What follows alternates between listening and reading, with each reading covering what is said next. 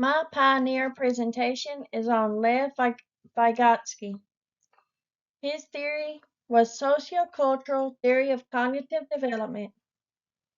Lev Vygotsky was a Russian and Soviet psychologist, best known for his work on psychological development in children and creating the framework known as cultural historical activity theory.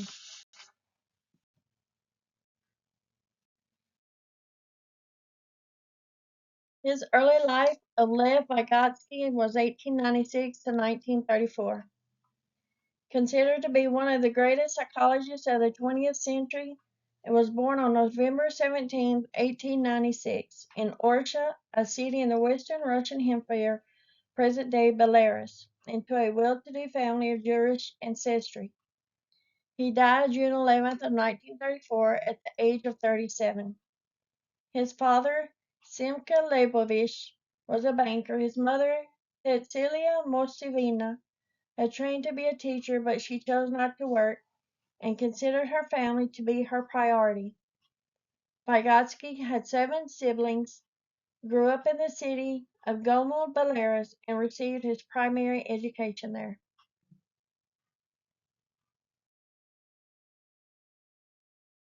His early professional and personal life.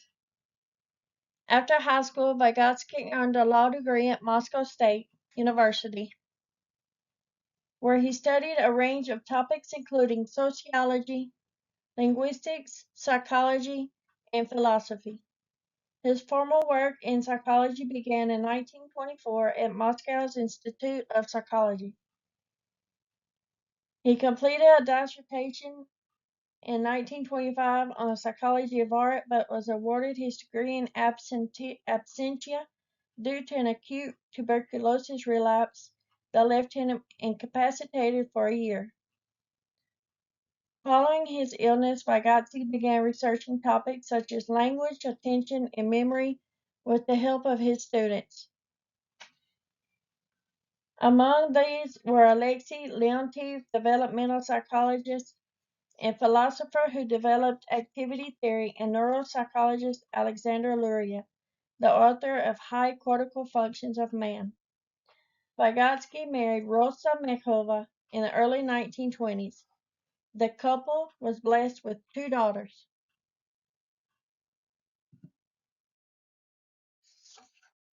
His career as an educational psychologist. Vygotsky returned to Gomel, where he taught psychology. While he was at Gomel, he wrote and submitted psychology papers to the national congresses, and it was these submissions that eventually led him back to Moscow to work at the Institute of Psychology. Vygotsky's first book was The Psychology of Art, published in 1925. It was the first of several books in the area of psychology. Vygotsky, unlike his peer Piaget, who was interested in the biological and structural side of child development, stressed the contribution of cultural, social interaction, and historical dimension of medical development. Over a 10-year period, he developed his ideas on learning and development of children and published 6 books on the subject.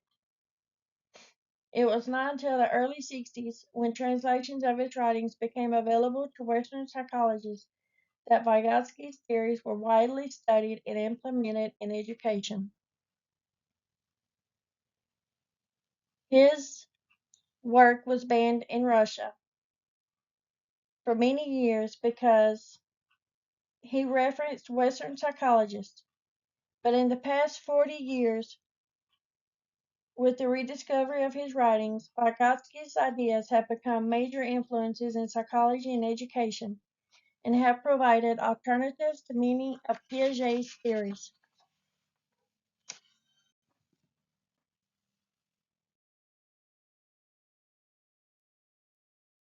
The pioneers who influenced Vygotsky.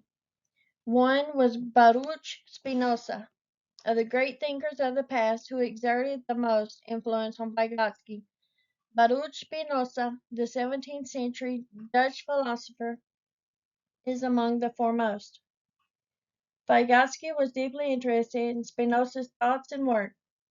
In his youth, he even conceived and began a major work on Spinoza, but never completed it.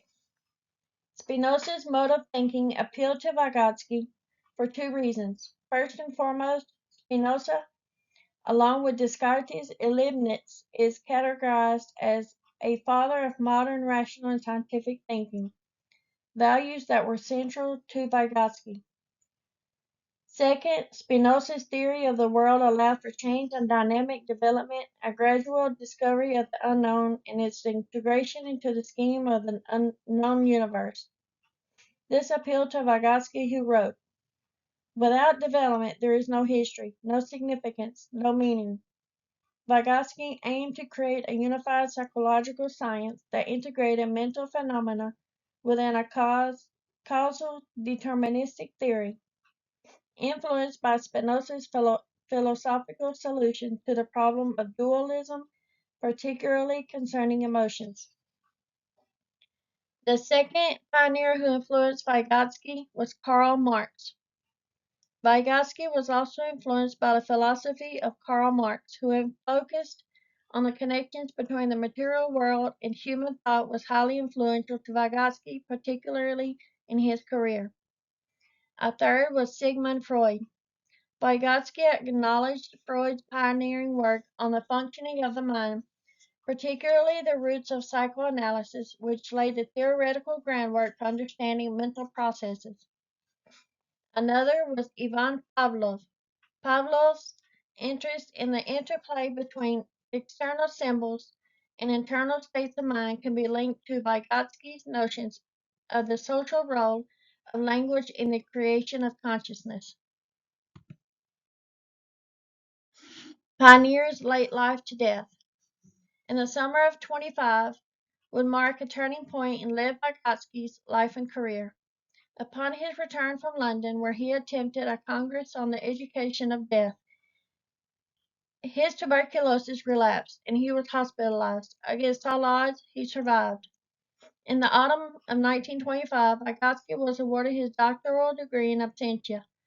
After being released from the hospital, Vygotsky continued his methodological and theoretical work related to the crisis in the field of psychology. Even though it contained evident editorial misstatements and interventions, it was put forward as one of Vygotsky's most remarkable works.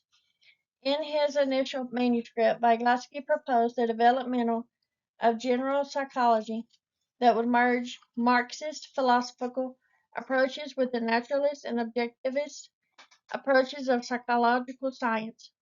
In the same manuscript, he took a stance against the formation of a Marxist psychology as a valid alternative to philosophical and naturalist schools.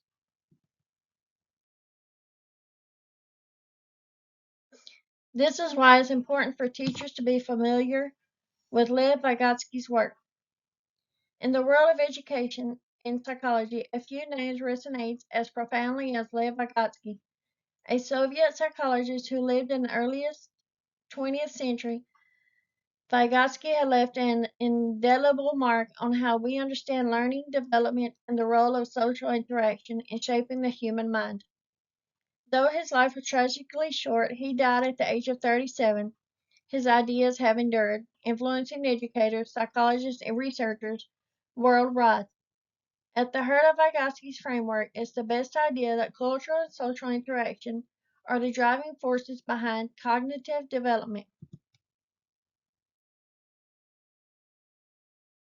Vygotsky's influential concepts. Some of the most influential concepts is the zone of proximal development, or ZPD, refers to the gap between what a learner can do independently and what they can achieve with guidance or collaboration with a more knowledgeable person. In other words, it's the sweet spot where learning happens most effectively. Another influential concept is scaffolding, which is closely related to ZPD. This refers to temporary support provided by a teacher or peer to help a learner accomplish a task within their ZPD. The key to scaffolding is that it's adjustable as the learner becomes more competent. The support is gradually reduced, allowing them to take full ownership of the task. Think of it as training wheels on a bicycle.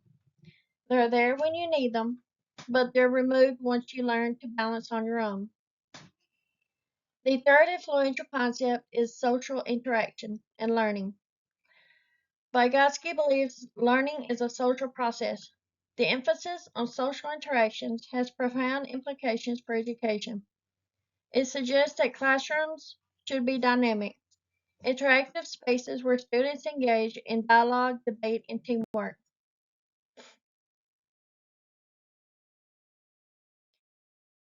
A fourth influential concept is cultural tools and mediation. Vygotsky emphasized the importance of cultural tools in shaping thought and learning. These tools include language, symbols, art, and technology. Anything that helps us make sense of the world. For example, language is not just a means of communication, it's also a tool for thinking in the classroom. Cultural tools might include textbooks, diagrams, or digital resources. By teaching students how to use these tools effectively, educators can help them navigate complex ideas and solve problems more efficiently. The fifth influential concept is internalization, which is the process by which learners transform shared social knowledge into personal internal understanding. For example, when a child learns to tie their shoes, they might initially rely on step by step instructions from a parent. Over time, however, they internalize the process and can do it independently. And the last influential concept is play and imagination. Vygotsky recognized the importance of play in cognitive development, particularly in early childhood. Through play, children experiment roles, rules, and abstract thinking. For example, when a child pretends to be a doctor, they're not just having fun, they're also exploring complex social roles and practicing problem solving skills. Two important elements of Vygotsky's theory of cognitive development focuses on zonal proximal development, scaffolding, language, and thought. Vygotsky's theory of development emphasizes the importance of working memory and processing speed as predictors of cognitive abilities at a young age. Vygotsky's ideas have profoundly influenced early childhood education practices, emphasizing the significance of social interaction, scaffolding, and culturally relevant teaching methods to enhance children's learning experiences. He believes that children develop more fully with support than alone, and then social experiences convey the meditational aspect of mental development.